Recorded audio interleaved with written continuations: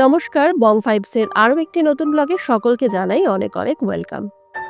আজকে যে রেসিপিটা নিয়ে এসেছি আপনাদের সামনে, এটা হচ্ছে ফুলকপির ডাঁটা, অর্থাৎ যেই ডাঁটা আমরা ফেলে দিই সেই ডাঁটা দিয়ে একটা চচ্চড়ি রেসিপি। এর আগেও আমি ফুলকপির ডাঁটা দিয়ে একটা নিরামিষ রেসিপি আপনাদের সামনে এনেছিলাম, আপনাদের সাথে শেয়ার করেছিলাম। তো আজকে যে রেসিপিটা শেয়ার করছি আপনাদের সাথে, সেটা হচ্ছে ফুলকপির ডাঁটা দিয়ে একটা আমিষ চচ্চড়ির রেসিপি। তো চলুন দেখে নিই কিভাবে আমি আজকের এই রেসিপিটা তৈরি করছি। তো প্রথমেই আমি এখানে নিয়েছি আমোদি মাছ, ভালো করে ধুয়ে নুন হলুদ মাখিয়ে প্রথমে এটা ভেজে নিচ্ছি। তো আমোদি মাছ অনেকেই কিন্তু আমরা ভীষণ পছন্দ করি, বিশেষ করে আমি তো ভীষণভাবেই পছন্দ করি। আর এই সময় কিন্তু ভীষণভাবেই অ্যাভেলেবেলও থাকে। তো আমোদি মাছ দিয়ে ফুলকপির ডাঁটা দিয়ে কিভাবে আজকের এই চচ্চড়ি রেসিপিটা আমি তৈরি করছি দেখে নিন। সত্যি বলছি, গরম ভাতের সাথে কিন্তু আর কোনো কিছুর প্রয়োজন পড়ে না এই রেসিপিটা থাকলে। তো মাছটা কিন্তু আমরা দু পিঠে বেশ ভালো করে লাল লাল করে ভেজে নেব।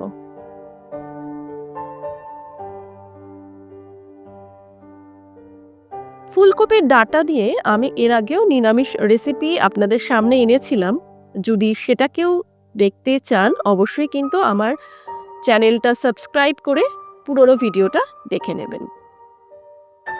তো মাছটা দেখতেই পাচ্ছেন, বেশ ভালো করে কিন্তু লাল লাল করে আমরা ভেজে তুলে নিচ্ছি। ওই তেলেই সামান্য আরেকটু সর্ষের তেল আমরা এখানে অ্যাড করলাম। আজকের রান্নাটা কিন্তু সর্ষের তেলেই হবে। তো প্রথমেই আমি এখানে ফোড়ন হিসেবে ব্যবহার করছি কালো জিরে, আর দিচ্ছি আমি এখানে শুকনো লঙ্কা। তো ফোড়নটা একটু ভাজা হয়ে সুন্দর গন্ধ বেরোলেই কিন্তু পরবর্তী রান্নাটা আমরা এগিয়ে নিয়ে যাব।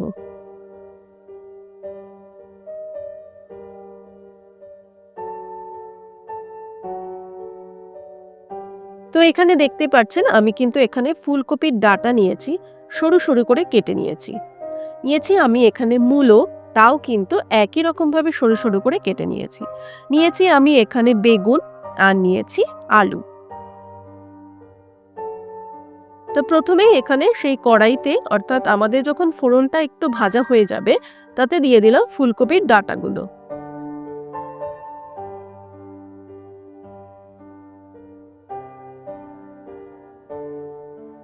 তো ডাঁটাটা যেহেতু আমাদের সেদ্ধ হতে একটু সময় নেবে, তো সেই কারণে প্রথমেই ডাঁটাটা দিয়ে দিলাম।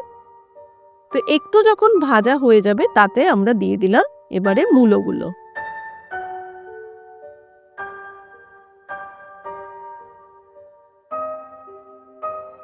এবারে দিয়ে দিলাম কুচো করে রাখা আলু, আর দিলাম কুচো করে রাখা পেঁয়াজ।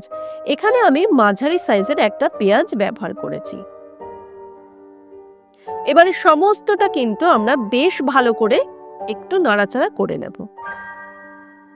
দিয়ে দিলাম হলুদ,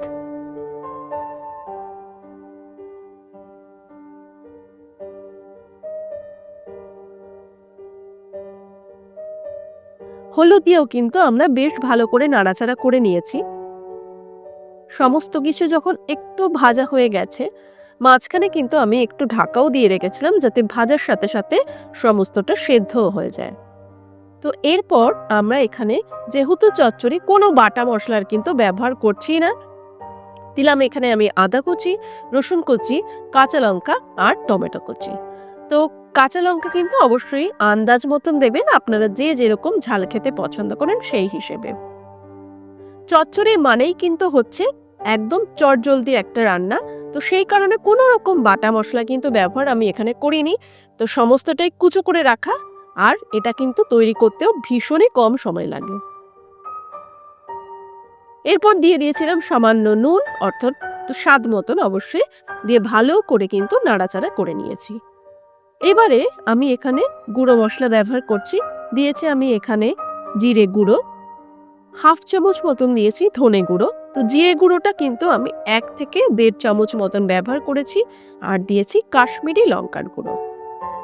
আমরা যেহেতু ঝাল খুব একটা খাই না, তো সেই কারণে কাশ্মীরি লঙ্কার গুঁড়োটা ব্যবহার করি কালারের জন্য।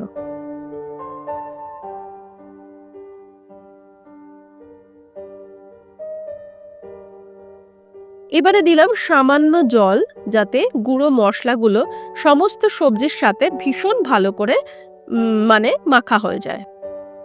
এবারে বেশ ভালো করে কষিয়ে নেব।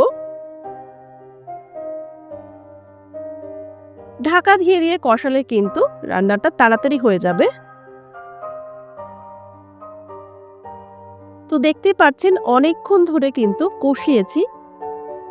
কষানোর সাথে সাথেই কিন্তু আমাদের সমস্ত সবজি সেদ্ধ হয়ে গেছে প্রায় 75% মতো। এবারে একদম শেষে কিন্তু আমি দিয়েছি এখানে বেগুন। তো বেগুন যেহেতু তাড়াতাড়ি গলে যায়, তো সেই কারণে বেগুনটা কিন্তু একদম শেষ পর্যায়ে আমরা ব্যবহার করছি।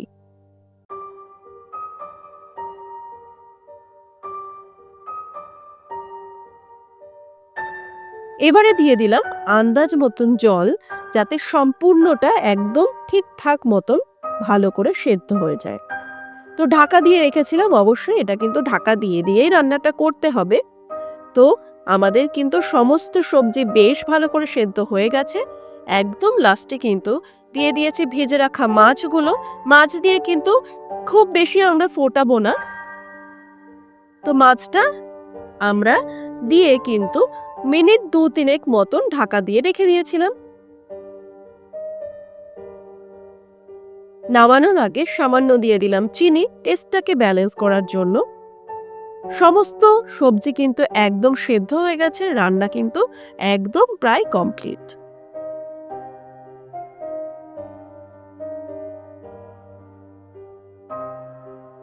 নামানোর আগে দিয়ে দিলাম কুচো করে রাখা ধনেপাতা। ব্যাস, আজকের রেসিপি কিন্তু একদম তৈরি। গরম ভাতের সাথে জাস্ট জমে যাবে।